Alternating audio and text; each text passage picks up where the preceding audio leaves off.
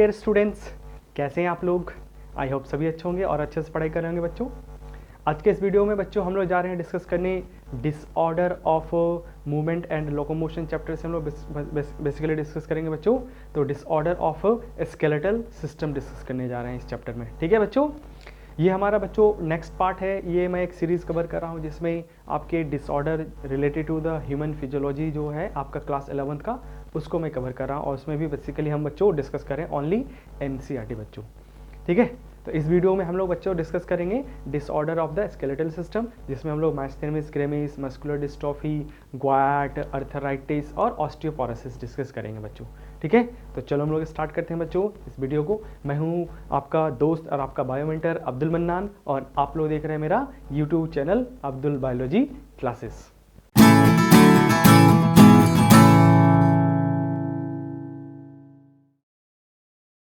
तो बच्चों हम लोग डिसऑर्डर ऑफ स्केलेटल सिस्टम का पहला डिसऑर्डर देखते हैं, माइस्थेनिया ग्रेविस।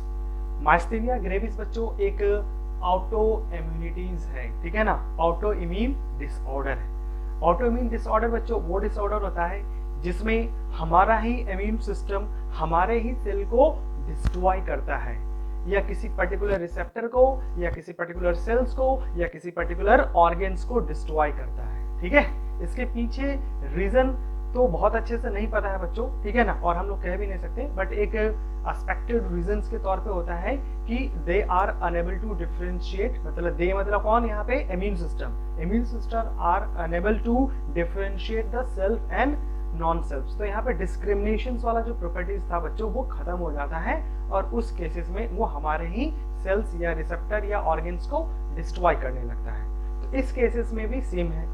माइस्थेनिया ग्रेविस में स्पेशल बच्चों क्या है कि यहाँ पे कुछ particular kind of the antibody बनता है और ये एंटीबॉडी अटैक करता है हमारे एसिटाइलकोलिन रिसेप्टर पे ही अटैक करने लगता है, जो कि सार्कोलेमा पे प्रेजेंट होता है, ठीक है।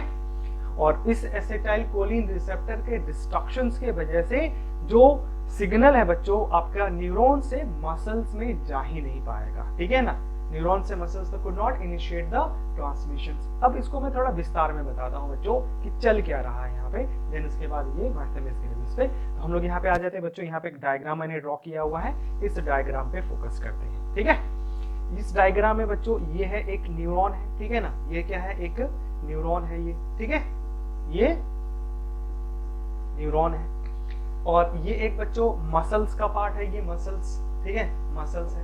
और मसल्स के वाल को, मतलब उसका जो प्लाज्मा मेम्ब्रेन होता है बच्चों, उसको हम लोग बोलते हैं सार्कोलेमा। ये वाला जो था ना अभी, सार्कोलेमा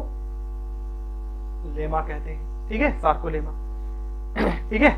और अगर मान लो जैसे अगर ओनली न्यूरॉन होता, न्यूरॉन, तो इसमें हम लोग बोलते हैं बच्चों इसको प्री सिनेप्टिक मेम्ब्रेन्स और इसको पोस्ट सिनेप्टिक मेम्ब्रेन्स कहते हैं, क्योंकि यहाँ पे सिनेप्सिस जैसा कुछ बन रहा है, बट यहाँ पे सिनेप्सिस में बच्चों एक साइड में न्यूरॉन है और दूसरे साइड में मसल्स है। तो इसको हम बोलते हैं न्यूरो मस्कुलर जंक्शंस कहते हैं। क्या बोलते हैं, न्यूरो मस्कुलर जंक्शंस, जहाँ पे न्यूरल सिग्नल मसल्स में जाएगा और मसल्स में कॉन्ट्रैक्शन के लिए सिग्नल इनिशिएट होता है, ठीक है। आई बात समझ में। अब एग्जैक्टली होता क्या है, मान लो जैसे ये न्यूरल सिग्नल आया कहाँ पे, इस न्यूरॉन्स के टर्मिनल पार्ट तक आ जाता है, एंड तक आ जाता है, ठीक है, एंड तक आया। अब यहाँ पे न्यूरो सिग्नल जो है बच्चों, न्यूरल सिग्नल जो इम्पल्सेस है उसको मसल्स में जाना है, और मसल्स में जाने के लिए यहाँ पे कुछ मैकेनिज्म्स है। मैकेनिज्म जैसे क्या होगा बच्चों, ड्यू टू दैट इम्पल्सेस यहाँ पे कैल्शियम आयन एक्टिवेट होता है, कैल्शियम चैनल एक्टिवेट होता है, जो कि वोल्टेज गेटेड होता है, जिसके वजह से कैल्शियम इस सिनेप्टिक नोब के अंदर जमा होने लगता है। और इस सिनेप्टिक नोब के अंदर बच्चों इस तरह से सिनेप्टिक वेसिकल्स दिख रहा है, जिसके अंदर न्यूरोट्रांसमीटर, ये रेड कलर से दिख रहा है, यहाँ पे न्यूरोट्रांसमीटर भरा हुआ रहता है। ये सिनेप्टिकल वेसिकल्स है, ठीक है ना, सिनेप्टिकल वेसिकल्स है तुम्हारा इसमें, ठीक है। और इसके अंदर भरा हुआ न्यूरोट्रांसमीटर दैट इज एसिटाइलकोलिन, जैसा कि अभी बता रहा था मैं, एसिटाइलकोलिन भरा हुआ है, ठीक है। अब due to the accumulation of calcium ये सिनेप्टिकल वेसिकल्स इस प्री सिनेप्टिक मेम्ब्रेन के साथ फ्यूज करता है और अपने न्यूरोट्रांसमीटर्स को रिलीज करता है इस गैप के अंदर, और इस गैप को बोलते हैं सिनेप्टिक क्लेफ्ट कहा जाता है। तो इस सिनेप्टिक क्लेफ्ट में आ जाता है। उसके बाद दूसरे साइड में सार्कोलेमा, मतलब ये पोस्ट सिनेप्टिक मेम्ब्रेन्स है, और इस पोस्ट सिनेप्टिक मेम्ब्रेन्स में बच्चों इस तरह से रिसेप्टर प्रेजेंट होता है। और ये रिसेप्टर क्या कहते हैं, इस न्यूरोट्रांसमीटर को जब रिसीव करेंगे तो ओपन होंगे, तो इसमें क्या होगा, सोडियम अंदर और पोटेशियम बाहर की तरफ जाना स्टार्ट होता है। दैट मीन्स यहाँ पे एक्शन पोटेंशियल जनरेट हो जाता है। तो जो ये ट्रांसमिशन इधर हो रहा था, वो ट्रांसमिशन यहाँ हो जाएगा। अभी फिलहाल क्या हुआ बच्चों यहाँ मायोस्टोमिस ग्रेविस में, कि मायोस्टोमिस ग्रेविस में देखा हम लोगों ने कि हमारा जो रिसेप्टर है सार्कोलेमा पे, किसके लिए रिसेप्टर, एसिटाइल कोलिन के लिए, वो डिस्ट्रॉय हो जा रहा था। ठीक है, तो ये वाला जो पार्ट है बच्चों ये डिस्ट्रॉय हो जाएगा किसी वजह से। तो ये क्या करेगा, इस न्यूरोट्रांसमीटर को रिसीव ही नहीं करेगा। ठीक है ना, कौन सा, एसिटाइल कोलिन को रिसीव नहीं करेगा, और रिसीव नहीं करेगा तो सिग्नल जो है बच्चों न्यूरॉन से मसल्स में जाएगा नहीं, और जाएगा नहीं मसल्स में तो मसल्स हमेशा पैरालाइज कंडीशंस में रहता है तुम्हारा इसमें। ठीक है, तो मायोस्टोमिया ग्रेविस में क्या देखा बच्चों हम लोगों ने कि एक आपका ऑटोइम्यून डिसऑर्डर है जिसमें क्या होता है, आपका एंटीबॉडी हमारे रिसेप्टर, कौन से रिसेप्टर को, एसिटाइल कोलिन रिसेप्टर को डिस्ट्रॉय कर देता है, जिससे एसिटाइल कोलिन उसको रिसीव नहीं करेगा, और जो सिग्नल है न्यूरल सिग्नल वो कभी मसल्स में आएगा नहीं, और मसल्स कांटेक्ट नहीं करेगा, और मसल्स में कॉन्ट्रैक्शन रिलैक्सेशन नहीं होता है, तो मसल धीरे धीरे वीक होने लगता है, पैरालाइज कंडीशन में चला जाता है। ठीक है, तो ये था मायोस्टोमिया ग्रेविस।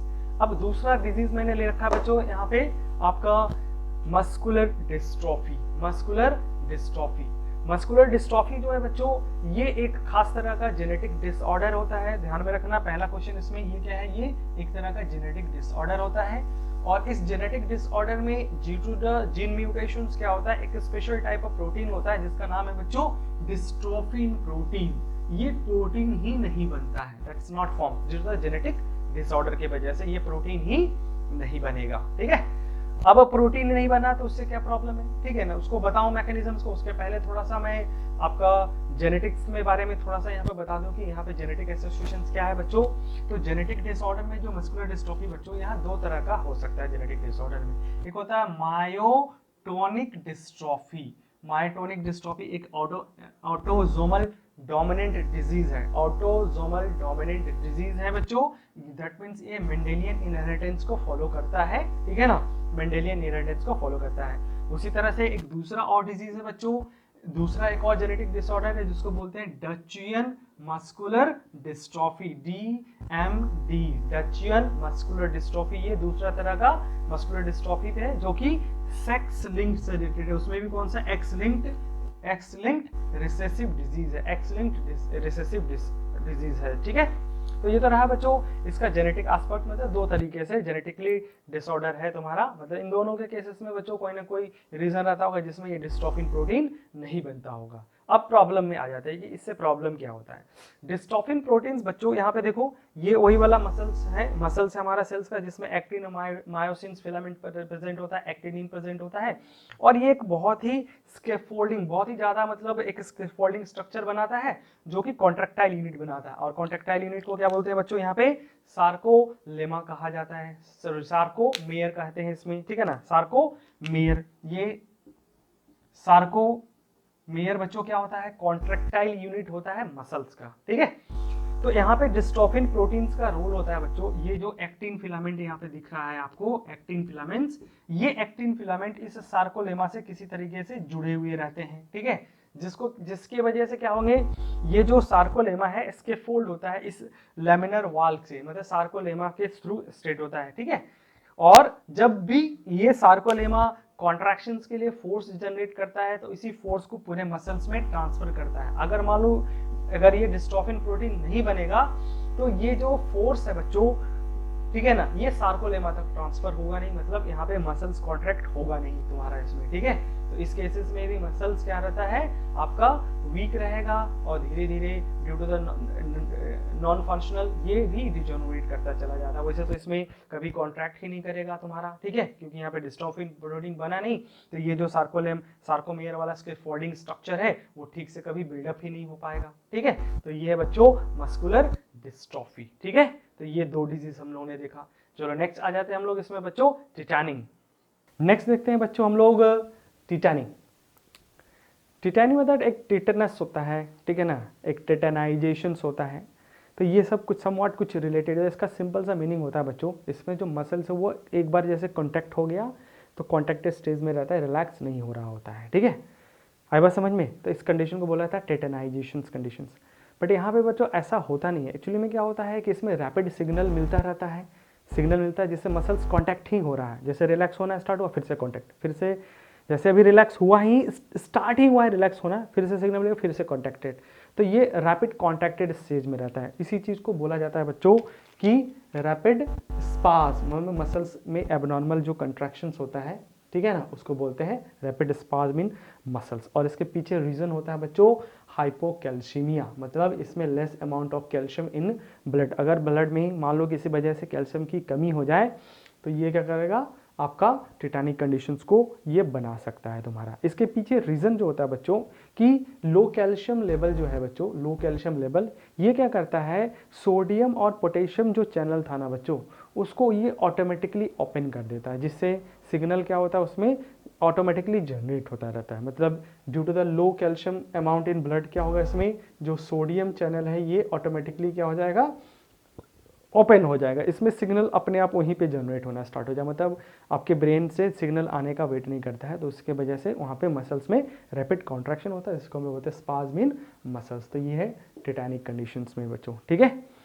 दूसरा आ जाते हैं, दूसरा जो डिसऑर्डर है बच्चों इस चैप्टर में वो है आपका ऑस्टियोपोरोसिस। जैसा कि नाम है, ऑस्टियो मतलब बोन, और पोरोसिस मतलब उसमें पोरस फॉर्मेशन होना। इसके पीछे मेन रीज़न होता है बच्चों कि आपका ब्लड में कैल्शियम लेवल कम हो गया है, ठीक है। और ये प्रॉब्लम बच्चों जो है आपका एज रिलेटेड प्रॉब्लम होता है। तो बेसिकली ऐसा जो होता है ऑस्टियोपोरोसिस वो आपके ओल्ड एज पर्सन्स में ज़्यादा देखा जाता है, उसमें भी ज़्यादा बच्चों फीमेल में देखा जाता है तुम्हारा इसमें, ठीक है ना। आफ्टर मेनोपॉज हार्मोनल इम्बैलेंस होने की वजह से वहाँ पे बहुत ही ज़्यादा प्रोन हो जाते हैं महिलाएं आपके ऑस्टियोपोरोसिस। अब एग्जैक्टली होता क्या इसमें ध्यान में देना, मैंने शुरू में बोला बच्चों कि ब्लड में कैल्शियम की कमी हो गई, ठीक है।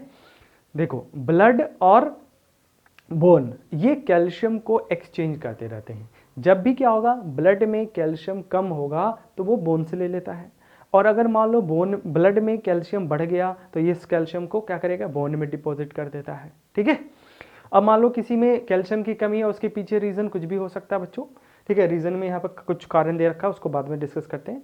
अब जैसे बोन में ब्लड में कैल्शियम कम हो गया तो वो कैल्शियम को क्या करेगा, वो बोन से विड्रॉ करना स्टार्ट करता है, ठीक है ना। अब कैल्शियम लाइक का सीमेंट होता है, अब मान लो कोई ब्रिक्स का और सीमेंट का कोई दीवार बना है तो उसमें से सीमेंट हटा लेते हैं, अब ब्रिक्स बच गया तो उसमें क्या होगा, ब्रिक्स दो एडजेसेंट ब्रिक्स के बीच में पोर्स बन जाता है, लाइक दैट सिचुएशन क्रिएट हो जाता है। इसमें भी क्या हो जाता है, पोर्स बनना स्टार्ट हो जाता है, इसको बोलते हैं ऑस्टियोपोरोसिस कहते हैं। इसके पीछे रीजंस क्या है बच्चों, अगर हम उसको देखें तो इसमें यहाँ पे मैंने लिखा due to the imbalance of some hormones है, कुछ कैल्शियम है और विटामिन डी है, जिसमें बस वो बच्चों आपका जो मेन है आपका कैल्सिटोनिन और पैराथॉर्मोन्स, ये दोनों हार्मोन्स का काम ही होता है कि ब्लड और बोन के बीच में एक प्रॉपर कोऑर्डिनेशंस को स्टेब्लिश करना, ताकि बोन और ब्लड दोनों जगह कैल्शियम्स का अमाउंट प्रॉपरली रहे। इसमें से बच्चों आपका पैराथॉर्मोन जो होता है, ठीक है ना, पैराथॉर्मोन जो होता है ये ब्लड में कैल्शियम लेवल को बढ़ाता है, ठीक है, और ये ब्लड में कैल्शियम लेवल्स को क्या करता है बच्चों, ये कम करता है, ठीक है। ब्लड में बात कर रहा हूँ मैं, मतलब ये क्या हो गया, हाइपोकैल्सेमिक हार्मोन्स है और ये हाइपर कैल्सेमिक हार्मोन्स होता है। ब्लड में कैल्शियम लेवल बढ़ाना, मतलब अगर ब्लड में कैल्शियम लेवल बढ़ा है मतलब क्या हो गया बच्चों, बोन में कैल्शियम लेवल घटेगा। अगर मान लो पैराथॉर्मोन हार्मोन्स का एक्सेस सिक्रेशन मतलब इसका हाइपर सिक्रेशन हो जाएगा तो डेफिनेटली उसमें ऑस्टियोपोरोसिस हो सकता है। उसी तरीके से बच्चों अगर कैल्सिटोनिन ये क्या है तुम्हारा, ये हाइपोकैल्सेमिक होता है, मतलब ब्लड में कैल्शियम लेवल को घटाता है तुम्हारा इसमें, ठीक है। अगर इसका सिक्रेशन कम हो जाए, कम होने का मतलब क्या होगा, ये बोन से क्या करेगा, मतलब आपका एक मैक्सिमम अमाउंट को यहाँ पे जमा कर देगा, तो इसके बेसिस पे हो सकता है। तो कैल्सिटोनिन और पैराथॉर्मोन ये दो हार्मोन्स है बच्चों, ठीक है। और ये पता है हम लोग को, ये थायराइड ग्लैंड से और ये पैराथायरॉइड ग्लैंड से आपका सिक्रेट होता है तुम्हारा। उसके बाद बच्चों डाइट जो भी लेते हैं उसमें अगर कैल्शियम की कमी है तब भी ये हो सकता है, ठीक है, और उसके वजह से ब्लड में कम हो जाएगा, तो दैट मीन्स ये डाइट वाला हो गया। उसके बाद विटामिन डी, तो विटामिन डी बच्चों ये नेचुरली क्या करता है, ये आपका कैल्शियम को बोन में फिक्स करने का काम करता है तुम्हारा, ठीक है। तो एक proper amount of the vitamin D जो कि सनलाइट से भी मिलता है वहाँ से भी ये फुलफिल हो सकता है। और बच्चों जैसे शुरू में मैंने बोला था फीमेल में क्या होता है आफ्टर मेनोपॉज, तो मेनोपॉज के बाद क्या होता है, मतलब दैट मीन्स आपके 50 साल के बाद फीमेल में क्या होगा, ये एस्ट्रोजेंस का अमाउंट क्या हो जाता है, कम हो जाएगा तुम्हारा इसमें। तो इसके वजह से ये पूरा उसके बॉडी में ही हार्मोनल इम्बैलेंस होना स्टार्ट हो जाता है, ठीक है। तो ये भी एक रीज़न है बच्चों आपके ऑस्टियोपोरोसिस का। तो ये था हमारा ऑस्टियोपोरोसिस बच्चों, ठीक है। चलो नेक्स्ट आ जाते हैं हम लोग बच्चों। अब यहाँ पे देखेंगे हमारा नेक्स्ट जो डिजीज़ है वो है आपका अर्थराइटिस, ठीक है, अर्थराइटिस। अर्थो मीन्स होता है ज्वाइंट्स, और आइटिस का मतलब पहले बताया था बच्चों कि इन्फ्लामेशंस। तो यहाँ पे ज्वाइंट जहाँ जहाँ पे है वहाँ पे इन्फ्लामेशंस हो गया, उसको बोलते हैं अर्थराइटिस कहते हैं बच्चों, ठीक है ना, अर्थराइटिस ध्यान में रखना। अब इसमें क्या हो रहा है, यहाँ पे पहले ही डेफिनेशन लिख लिया है कि इन्फ्लामेशन इन द ज्वाइंट, ठीक है, इसमें कोई बात नहीं है, ठीक है। तो ये एक अर्थराइटिस का रीज़न नहीं बता रहा है यहाँ पे। अर्थराइटिस बहुत तरह का होता है, जैसे मैं यहाँ पे एक अर्थराइटिस डिस्कस करूँगा, आपका रूमेटिक अर्थराइटिस, ठीक है ना, इसको डिस्कस करेंगे। वैसे बहुत सारे रीज़न हो सकता है, तो इसमें एक तो बहुत कॉमन सा रीज़न दिखता है बच्चों, एज दिखता है, तो ओल्ड एज में होने के चांसेस ज़्यादा होता है तुम्हारा इसमें। अब ये अर्थराइटिस जो बच्चों ये करेक्टराइज हो सकता है कि उस ज्वाइंट में पेन होगा, स्वेलिंग हो जाता है, रेड हो जाएगा, रेडनेस, और वो हीट प्रोड्यूस करता है तुम्हारा। तो ये कुछ कैरेक्टरिस्टिक फीचर है अर्थराइटिस का, ठीक है। अब इसके पीछे रीज़न मैंने बोला कि कुछ भी हो सकता है, जैसे एक रीज़न हम फाइंड आउट करते हैं, ठीक है, वो बच्चा रूमेटिक अर्थराइटिस जैसे कि है, ठीक है ना। तो ये भी वन ऑफ द टाइप है अर्थराइटिस का, वन ऑफ द टाइप है, ठीक है ना, रूमेटिक अर्थराइटिस। इसमें ये बच्चों क्या है, एक तरह का ऑटो इम्यून डिसऑर्डर है, ठीक है ना, जैसा कि हम लोगों ने बात किया था कि हमारा ही इम्यून सिस्टम हमारे ही अगेंस्ट में अगर काम करता है तो उसको क्या बोलते हैं, ऑटो इम्यूनिटीज़ कहते हैं तुम्हारा इसमें, ठीक है।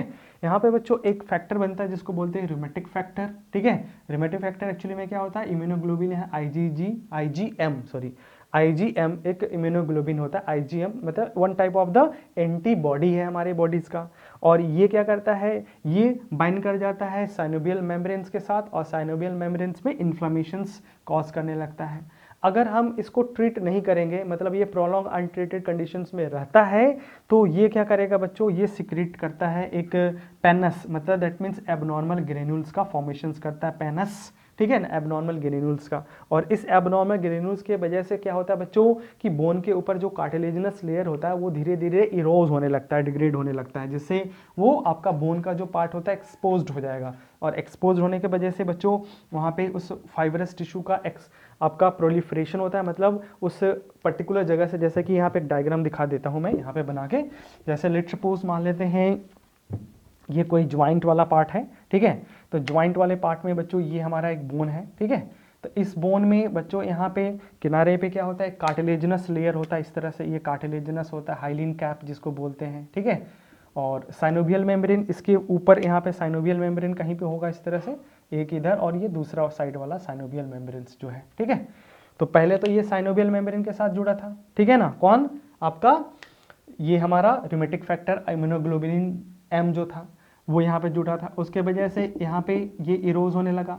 अब जैसे जैसे इरोज होगा तो अब ये बोनी पार्ट है, ये सब ब्लैक, मतलब क्या हो गया, बोनी पार्ट है, तो वेनर टिश्यू एक्सपोज हो जाएगा और ये प्रोलिफरेट करने लगता है, इस तरह से ग्रो करने लगता है।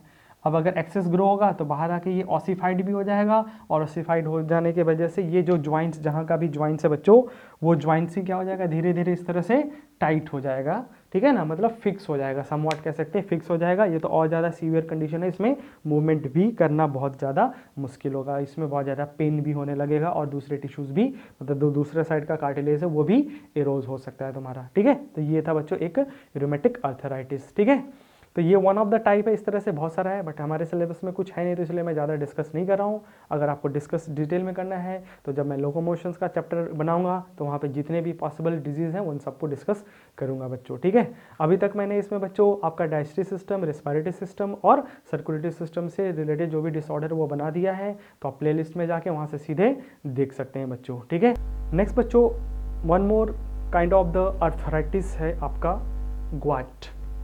तो ग्वाइट बच्चों one kind of the arthritis ही है, जैसा कि हम लोगों ने बताया कि रूमेटिक अर्थराइटिस में एक रूमेटिक फैक्टर बनता था जो कि एक ऑटोइम्यूनिटी डिजीज होता है। बट बच्चों ये ग्वाइट जो होता है ये होता है due to the abnormal metabolism of purine, और उसके वजह से बच्चों ये जो यूरिक एसिड बनता है, उस यूरिक एसिड्स का अगर मान लो किडनी उसको फिल्टर करके बाहर नहीं निकाल रहा है, एक्सेस अमाउंट में है, ठीक है, तो ये यूरिक एसिड डिपॉजिट होना स्टार्ट हो जाएगा हमारे बॉडी में। और डिपॉजिट कहाँ होता है, ऐसे जगह पे जहाँ पे ब्लड का सर्कुलेशन बहुत ज़्यादा ना हो, और वो सबसे बेस्ट जगह मिल जाता है उसको बच्चों साइनोवियल फ्लूइड के अंदर। तो साइनोवियल मेम्ब्रेन्स के अंदर जो होता है वहाँ पे जाके एक्युमुलेटेड हो जाता है।